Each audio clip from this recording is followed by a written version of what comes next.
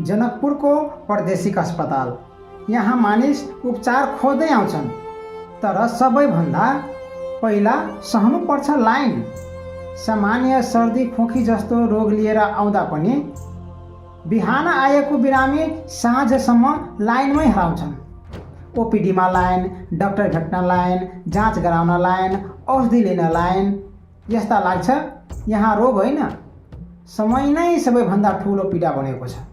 कर्मचारी कम छन्, व्यवस्थापन कमजोर छ, बिमामा पाइने औषधि पनि किनेर ल्याउन भनिन्छ।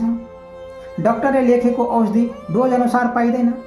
झन् दुःखको कुरा, वृद्ध, अपाङ्ग, अशक्तहरू घन्टौँ उभिन बाध्य छन्। बस्ने एउटा कुर्सी पनि सजिलै पाइँदैन। लाइनमा बस्दा पनि शान्ति छैन। म अगाडि तिमी पछाडि भन्दै विवाद हुन्छ। के यो स्वास्थ्य सेवा हो वा सहनशीलताको परीक्षा? यदि एउटा सानो टोकन सिस्टम लागू भयो भने व्यवस्था केही हदसम्म सुल्झिन सक्छ, भिड घट्न सक्छ र बिरामीले सम्मानजनक सेवा पाउन सक्छ। अब सरकार चुप लागेर बस्ने बेला सकियो। अब सुधार चाहिन्छ, तुरन्त, स्पष्ट र प्रभावकारी, किनकि स्वास्थ्य सेवा माग होइन, यो हरेक नागरिकको अधिकार हो।